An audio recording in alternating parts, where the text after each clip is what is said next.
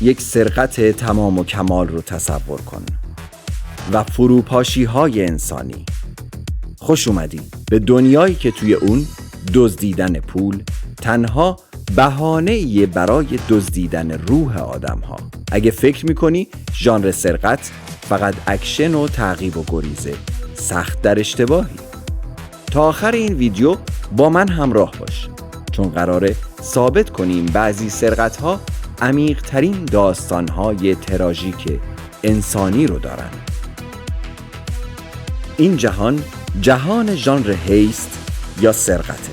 طبق تحلیل های دیوید بوردول، استاد برجسته سینما، این ژانر بهترین بستر برای کاوش در روانشناسی تحت فشاره. اینجا هر نقشه یک معما، هر همکاری یک خیانت بالقوه و هر ثانیه یک آزمون اخلاقیه.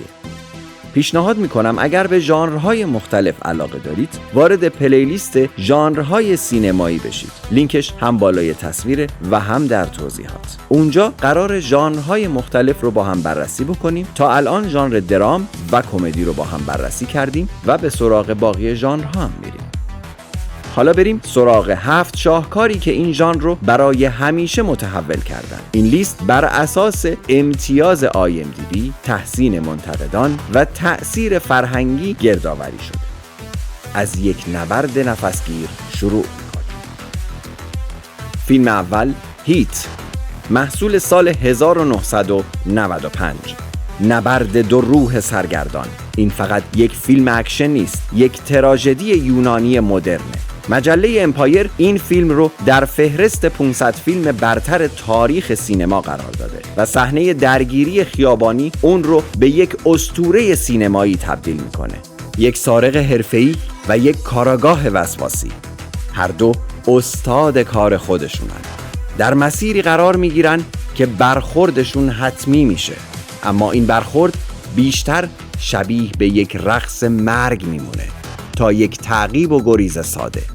امتیاز IMDb 8.3 از 10 و جزو 250 فیلم برتر سینماست.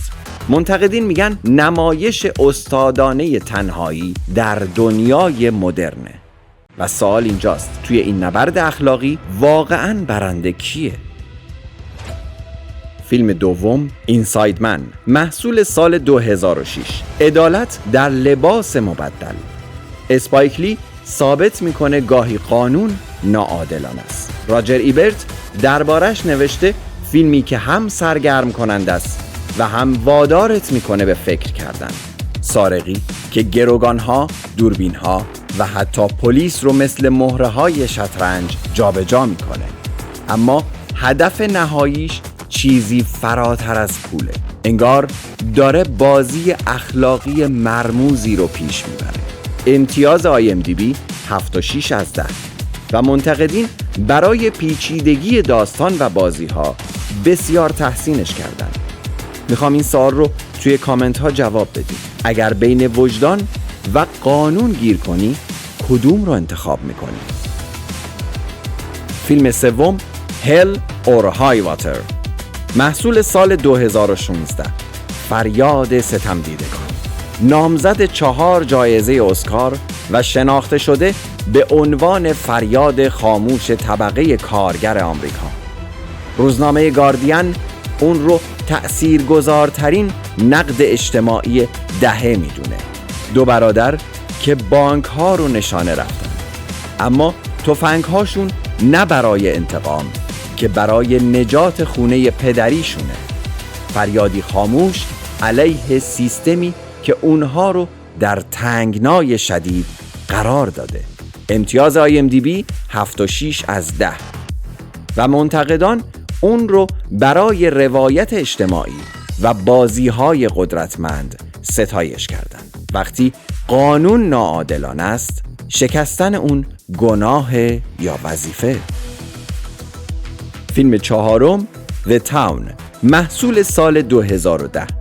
زنجیرهای وفاداری. بن افلک ثابت میکنه گاهی بدترین زندان گذشته آدم هاست. این فیلم برنده جایزه SAG برای جرمی رنر شد به عنوان بهترین بازیگر مکمل مرد. سارقی حرفه‌ای که در دام عشق زنی اسیر میشه، همون زنی که روزی گروگانش بوده. حالا باید بین وفاداری به گروه خلافکار و احساسات تازه‌اش یکی رو انتخاب کنه. امتیاز IMDb 7.5 از 10 و منتقدان برای فضاسازی شهری و شخصیت پردازی اون رو تحسین کردن. اگه میخواید بدونید فیلم برداری چطور این فضای خفقان‌آور رو خلق میکنه، بعد از دیدن این ویدیو وارد پلیلیست عناصر سینمایی بشید. ویدیویی داریم با عنوان جادوی فیلم برداری، از دستش ندید. لینکش هم بالای تصویر هست و هم در توضیحات همین ویدیو.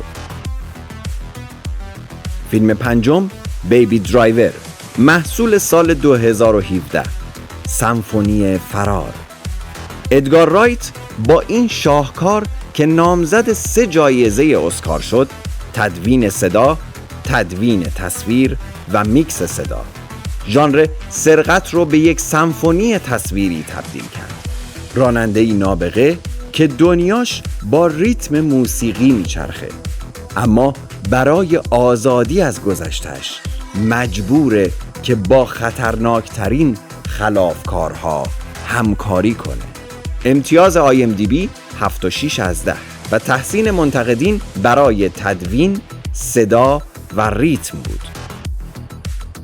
فیلم ششم ویکتوریا، محصول سال 2015، شبی که هیچ کس فراموشش نمی‌کنه. این فیلم رو فقط با یک نفس تماشا می‌کنی. کل فیلم در یک برداشت واقعی 2 ساعت و 22 دقیقه‌ای ضبط شده و برنده خرس نقره‌ای جشنواره برلین برای فیلم برداری شد. یک دختر جوان اسپانیایی، یک قرار ملاقات ساده و یک شب معمولی در برلین ناگهان به ماجراجویی مرگباری تبدیل میشه، جایی که هر تصمیمش میتونه به بهای جونش تموم بشه. امتیاز IMDb 7.6 از 10 و در راتن تومیتوز منتقدان امتیاز 82% رو بهش دادن. ایندی وایر راجع به این فیلم نوشته: شاهدی زنده بر قدرت سینمای مستقل. اگر تو باشی و شب توی دامی گیر بیفتی، میجنگی یا فرار میکنی. فیلم هفتم The Killing، محصول سال 1956، پدرخوانده ژانر هیست یا سرقت. استنلی کوبریک توی این شاهکار پایه‌های ژانر سرقت مدرن رو بنا کرده. راجر ابرت و راتن تومیتوز این فیلم رو یکی از تأثیرگذارترین فیلم‌های سرقت میدونن. گروهی از سارقان که فکر میکنن نقشه‌ای بی‌نقص کشیدن، اما غافل از این که سرنوشت در کمین نشسته تا ثابت کنه حتی بهترین نقشه ها هم در برابر تقدیر شانسی ندارن. امتیاز IMDb 8 از 10. منتقدین برای ساختار غیر خطی و تعلیق استادانش اون رو ستایش کردن. سرنوشت حاصل انتخاب‌های ماست یا شانس؟ این فیلم‌ها فقط درباره دزدی نبودن. این فیلم‌ها درباره انسان بودن. از هیت تا The Killing، انتخاب، ترس، آزادی، وفاداری و شاید بزرگترین سرقت، دزدیدن قسمتی از روح آدم ها باشه. اگر این جهان عمیق رو دوست داشتی حتما لایک کن که انرژی زیادی رو به من منتقل میکنه و کامنت بذار کدوم فیلم بیشتر جذبت کرد که بخوای زودتر از بقیه ببینی. اگر تا الان سابسکرایب نکردی خوشحال میشم که دکمه سابسکرایب رو بزنی و زنگوله رو هم بزنی، چون هفته بعد قراره راجع به یک موضوع بسیار جذاب با هم صحبت کنیم. ممنونم که تا این لحظه با من همراه بودید. من احمد هستم و اینجا سینمالوژی.